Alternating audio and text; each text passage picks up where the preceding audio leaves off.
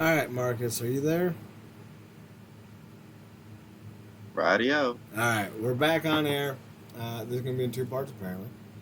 I think that's a good stalling point for the Victory Road coverage since we have to do a whole nother video. Let's run through the rest of the news cycle because we've been on for an hour and apparently this is now a two-part video, and I hate that. I hate that so damn much. Tommy Dreamer wants to defend the Impact Digital Media title, and he calls out Roman Reigns, Seth Rollins, John Moxley, and MJF. Marcus, those are never going to happen. We know that. However, is there a place, is there a person you could realistically see Dreamer defend this belt against, and who you'd want to see? Yeah, we've called out celebrity women on this show that I feel like we'd have a better chance of getting to than him ever even sniffing any of those opponents. Yeah. Uh, but in terms of I guess him pulling a lateral or something, and and this may be a mismatch of styles or whatever, but I mean they're both older veterans at this point. But I think this would be good, particularly as an Impact throwback, if you will. Him versus Homicide. Hardcore match? Yeah, I could see that. That'd be great. yeah. All right, moving on. Next title, Impact 1000 was this weekend. Well, we're not going to talk about the actual spoilers, but we will talk more about some of the comments coming out of it. Jordan Grace came back. She came back on, what was it, Victory Road. Speaking to the Impact on social media, she said, or the Impact social media, correct, I should say. After I was put on the shelf, I knew that I had to change something. I knew that I had to refocus. I took 3 months off to do just that. Tonight, after pinning Diana 4 times, I felt this is my 5th time. Finally, I got the better of her. That's proof. No matter what, if you keep trying with the right amount of determination, you will come out on top. She also is revealed to have signed apparently a new 2-year contract. It was revealed at Impact Emergence that the decorated former Knockouts champion was returned to the company after taking the summer off following her contract expiration. Fightful Select has confirmed that Grace has re-signed with Impact for 2 years. We're told that she got a significant raise and will get time off for bodybuilding competitions. So, obviously, this is a good thing. Jordan's one of the biggest draws in this company, and I think she's actually like a legitimate draw. At least she should be, because no woman in wrestling outside of maybe Camille and maybe Tessa has a body as well defined as Jordan. And I wouldn't even say like as good as their bodies are. Respect where it's due. Jordan's on another level. That Even with bodybuilder idea like has really made her stand out in a way that really only China has stood out. So you can't afford to well, lose that. no, you're not wrong. What about I guess where you hold up against Cargill, who just came back? Oh, Karga. I would say she's in that Camille and Tessa Blanchard tier. Very, Yeah, very phenomenal physique. But yeah, she's well defined. Jordan is jacked. And there's not a lot of women you can say that about, at least in wrestling. So, yeah, different standard, but still impressive. yeah. Yeah. She put a video up, I think, on social media with her doing a stair climb with her shirt off, and her back is insane. Not Like surprising. you could, yeah, you could play the director's cuts of the Lord of the Rings movies across her back. Jesus, but I'm pretty sure you could find the map to Mordor by just taking an oil pen and some paper and coloring over the lines, seeing what you see. lots more doing. Love it. But yeah, Fun, that's good to hear, man. yeah. Fun little factoid: Trinity and Brian Myers have been a part of the 1,000th episode of Raw, the 1,000th episode of SmackDown, and 1,000th episode of Impact. Do they deserve a little bit more appreciation for their longevity? Specifically, Brian Myers, because I feel like asking people like, do you think Trinity's getting the respect? I think people would say, yeah.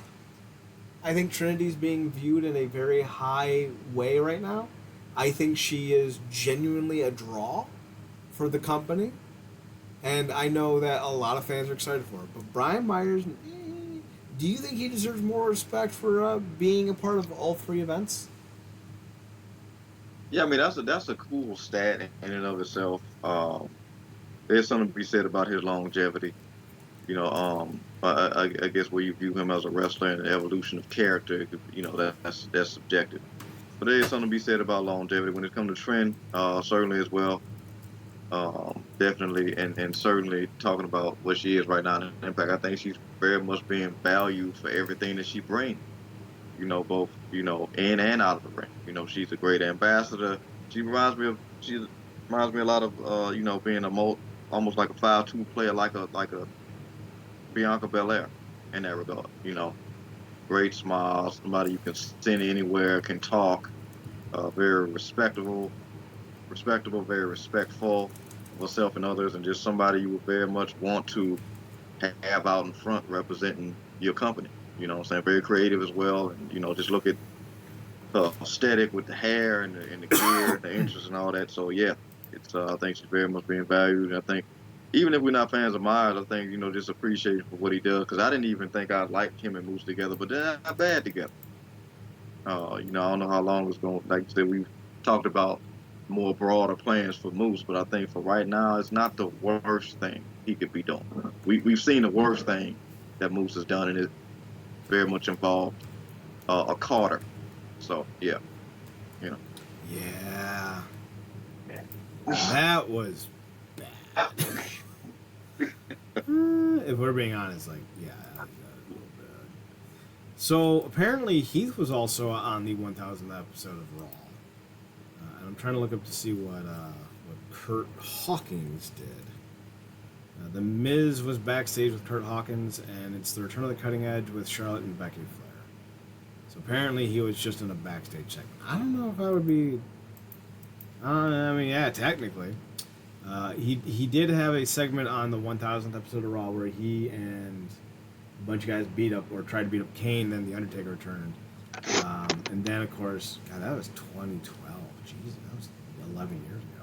And then Heath did a segment where Lita defeated Heath with the help of Road Warrior Animal, Bob Backlund, JBL, DDP, Doink the Clown, Farouk, Rikishi, Roddy Piper, Sergeant Slaughter, Psycho Sid, and Vader all beat him up. yeah, yeah. So Man, hang on, I got to make us all depressed. Animal's dead. Roddy Piper's dead. Vader's dead. oh no, Yeah. oh no, not that he's an omen for legend. A death omen for legend. Uh, DDP's still alive yeah, yeah. I mean, look, I think obviously you can look back and say those are highlights. I mean, you very much want to be involved with those legends, and I think both of them took their lumps. So it wasn't uh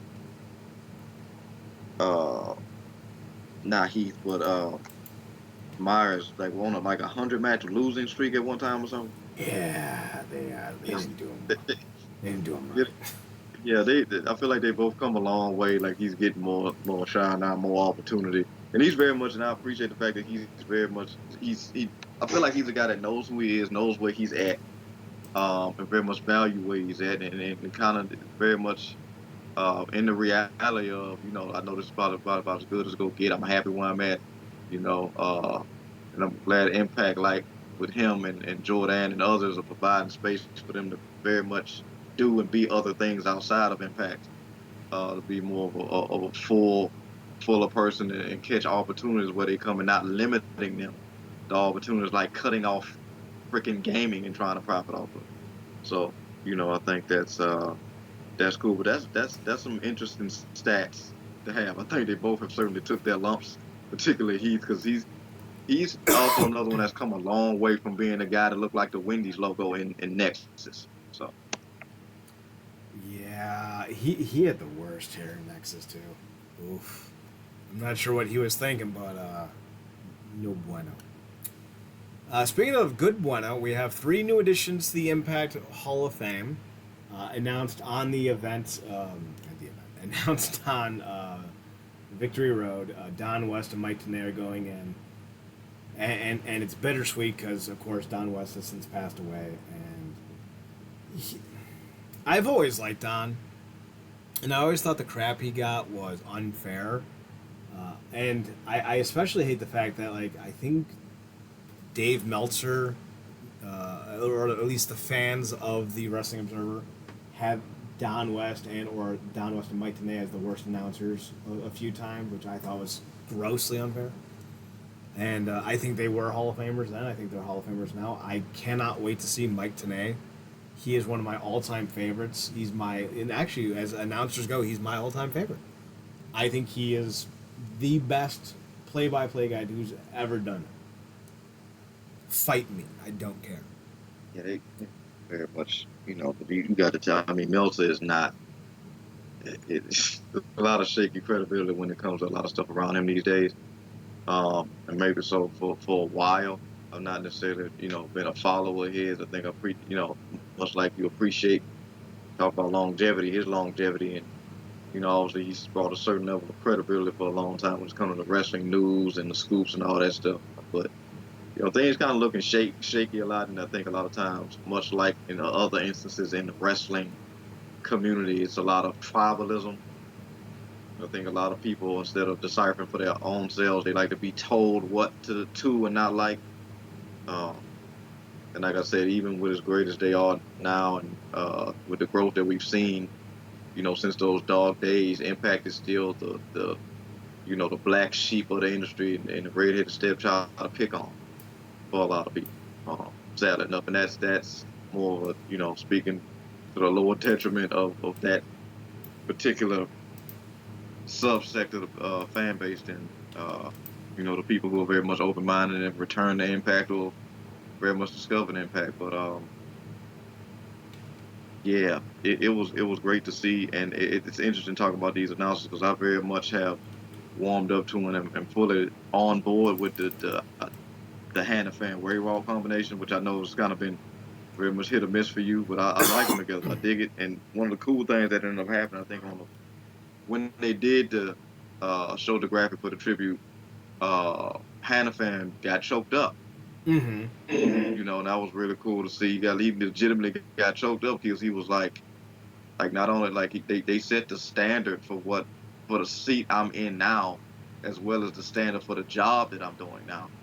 Mm-hmm. Just in general, sort of the fact that he has the wherewithal to not only know the history but the appreciation and the genuine emotion that moment represents for a lot of fans. I thought it was really cool to see. And yeah, again, I say this all the time when we talk about the Impact Hall of Fame.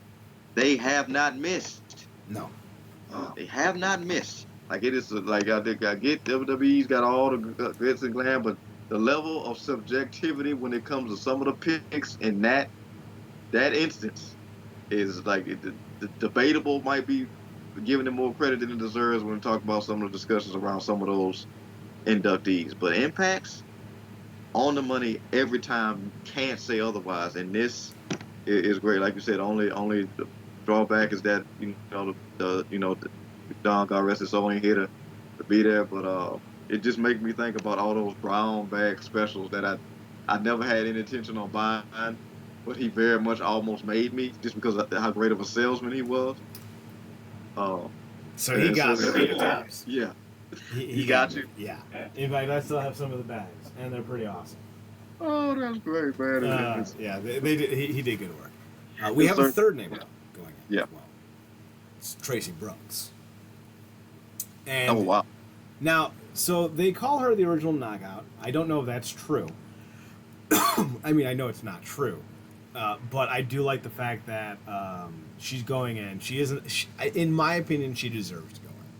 She had like a good 5, 6, maybe 7 year run with the promotion. She managed Kazarian and Matt Bentley.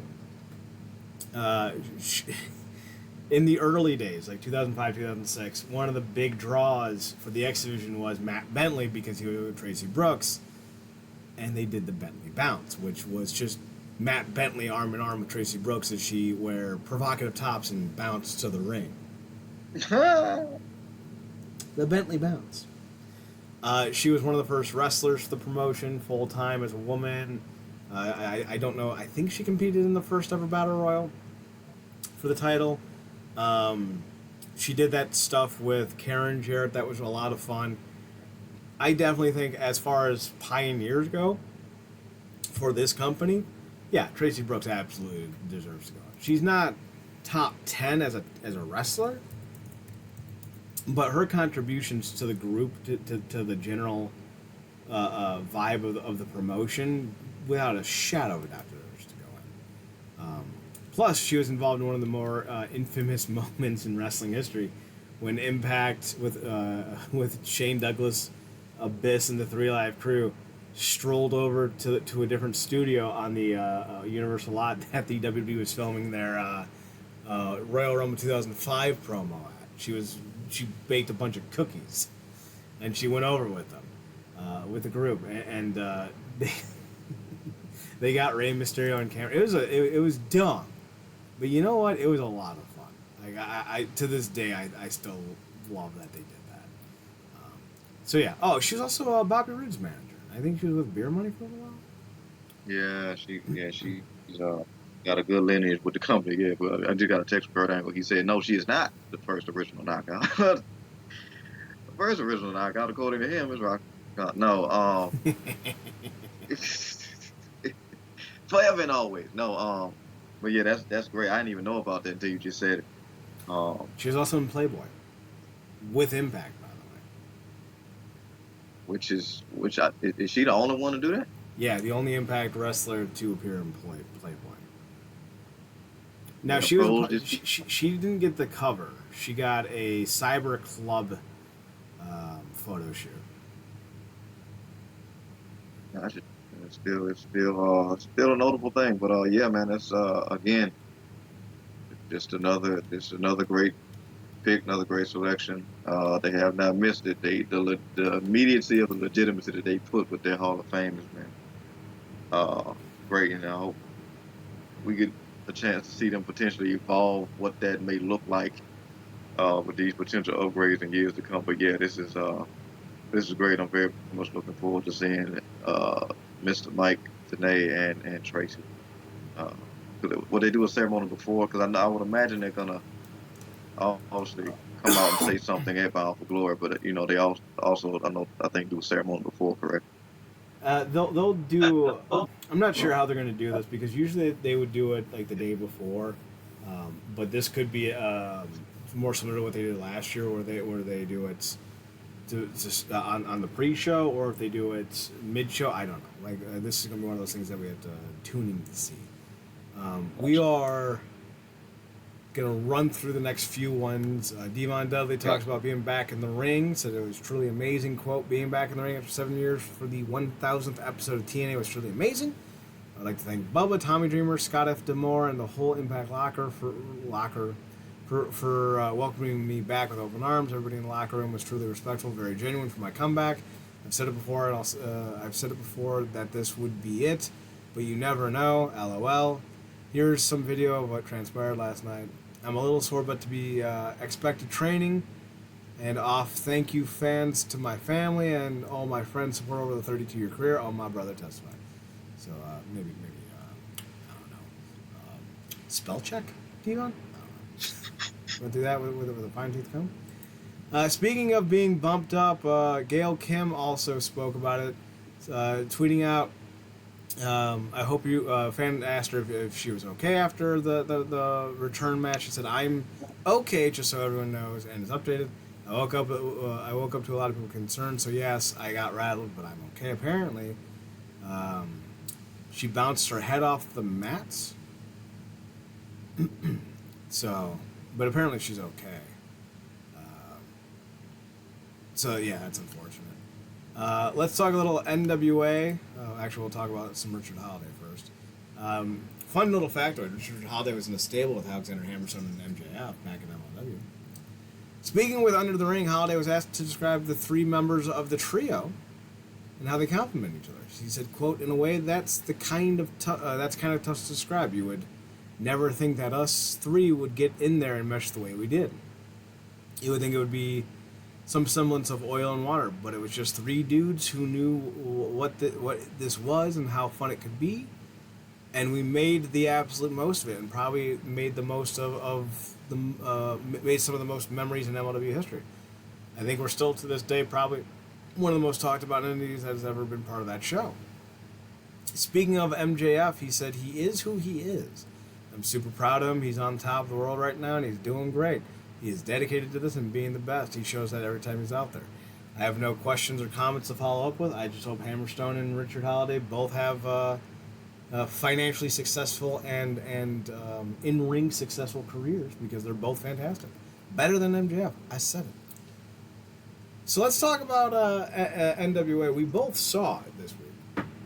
They have a new look, new vibe. They're doing something funky with their entrances, where they walk out, stop, and then do like this jump cut to like a pre-imposed pantomiming situation. Then they get in the ring. It's odd. I don't like it, but it's what it is. The new version of NWA Power, I think, is good enough to keep me interested. I don't know if it's good enough to get to the point where Billy Corgan said it would be the hottest promotion in a year. I don't know about that. Marcus, what was your thoughts on the NWA? Oh, the presentation was interesting, similar to what we've had before, with a bit of a twist, if you will. Like I said, I kind of, like we were talking about earlier, I kind of was just shifting through the episode, and some guys I recognized, some guys I didn't. A lot of it felt like, I'm not gonna say a clown show, but it was a lot of varying things going on.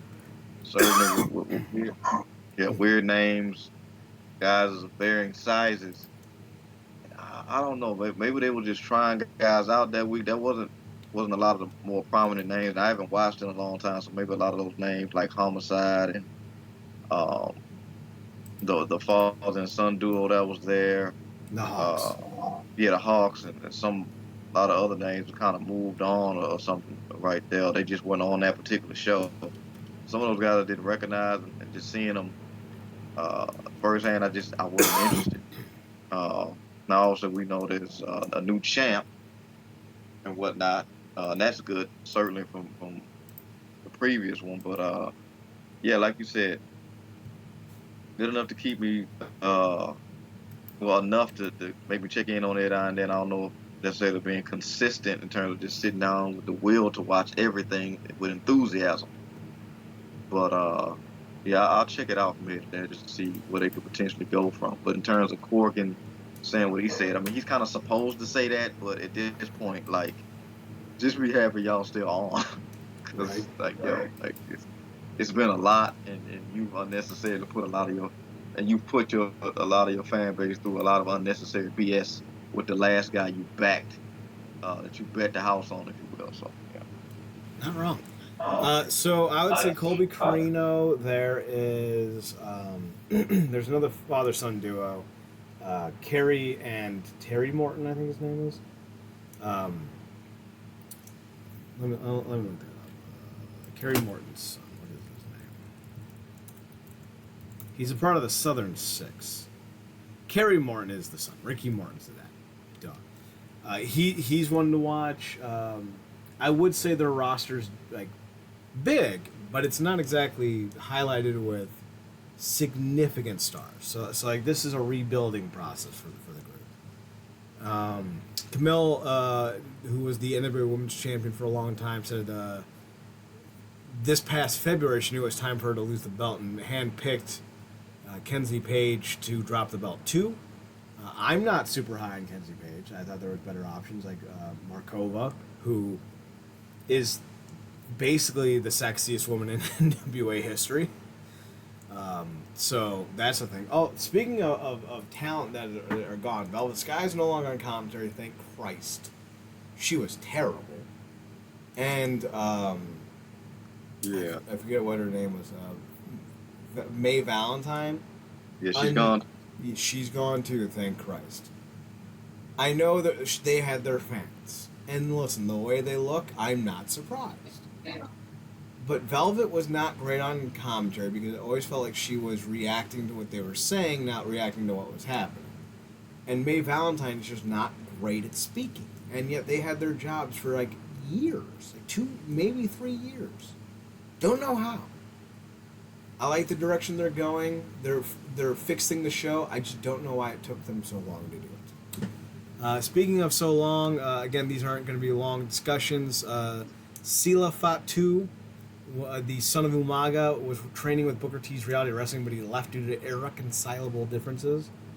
Let's see. The quote Booker said on his most recent Hall of Fame podcast that the Bloodline member is continuing to take bookings, which is no longer part of the ROW due to irreconcilable differences. I've been getting a lot of calls. People have been hitting us up asking us about Zila Fatu. I think I'm saying that right. And when they were going to see him again. Honestly, I can't tell you when you're going to see Zila Fatu again because there is no longer a part of Reality of Wrestling due to irreconcilable differences. Let's put it this way. I'm sure he's taking bookings out there on the internet, and we wish Zila Fatu the best in his future endeavors. We'll have to see how this plays out, much like we were talking about a story last week where I forgot what it was, but like there were new things that came out after we talked about it. So like, you know, I'm sure there's gonna be more drama around this.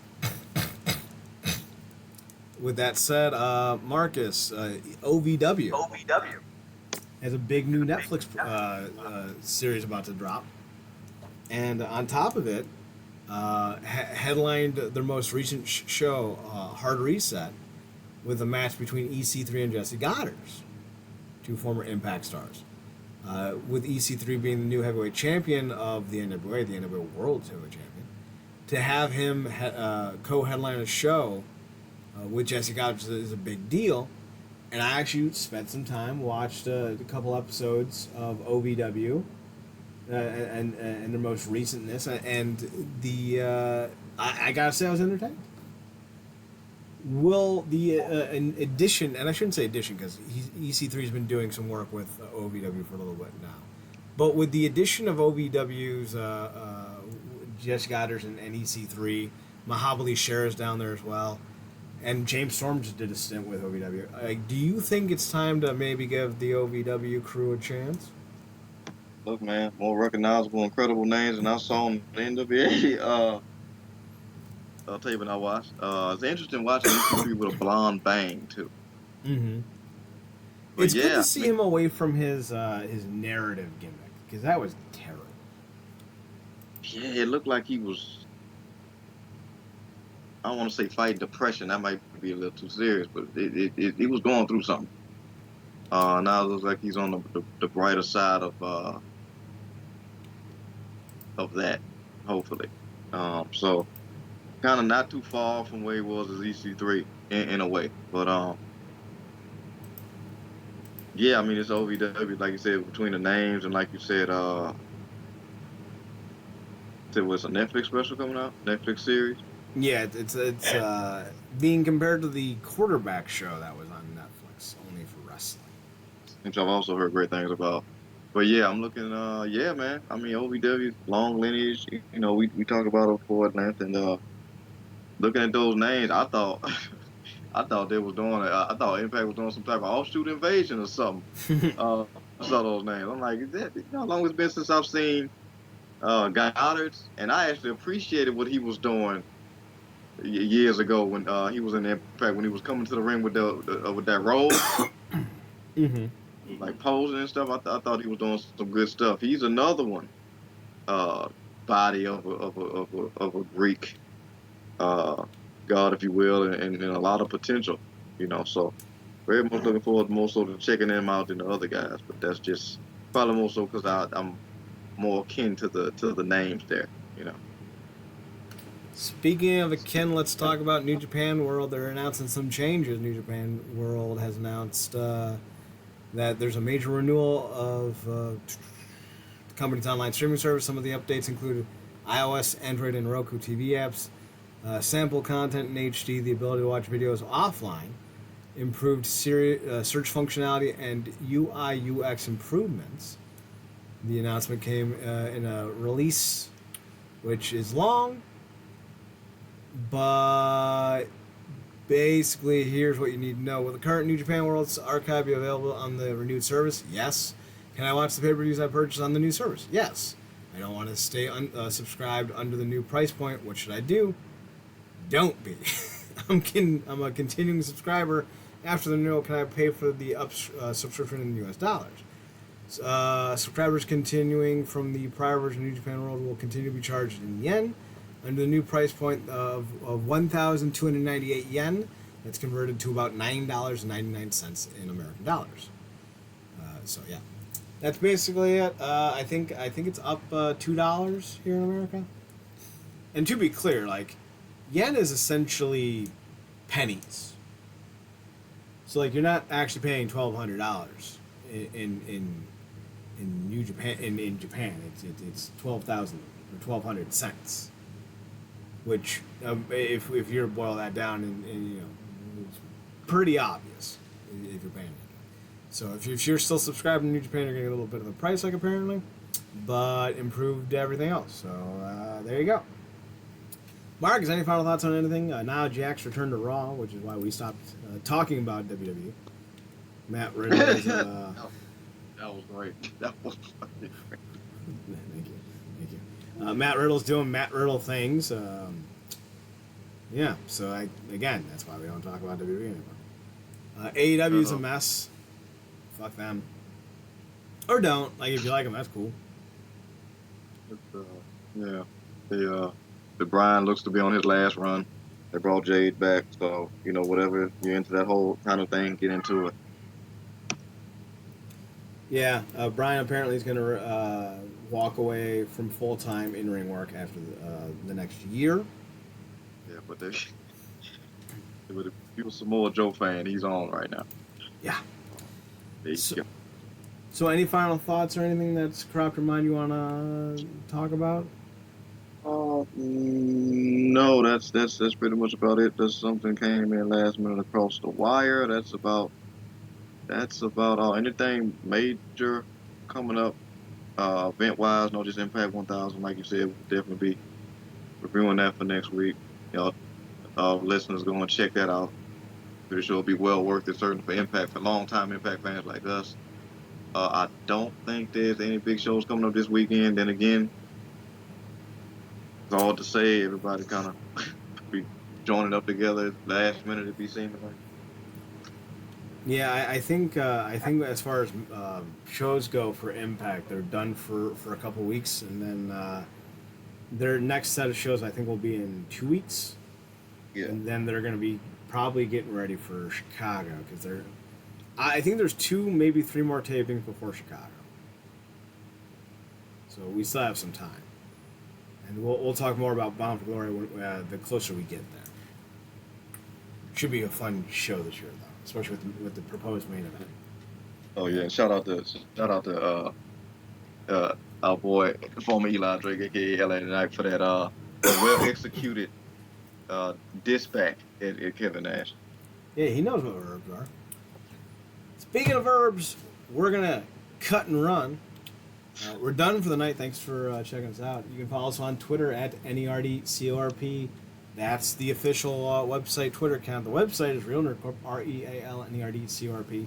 Marcus, you can be found on Twitter, ParadoxKid, PARADOXKID. That's the kid. You can also find him on his other podcast, The True Penny Show, TRUEPENNYSHOW. That's The True Penny Show on Twitter. Check them out. They cover GLEAT, New Japan, and all sorts of other stuff. You can find me on Twitter, Chad Nerdcorp, CHADNERDCORP, as well as on the Instagram at ChadSphoto at CHADSPHOTOHUT. We're done for the night. We'll be back next Monday for another edition of Wrestling Underground. So thanks for tuning in. Thanks for checking us out. Thanks for giving us a chance. Remember, as always, to watch more wrestling. And Marcus,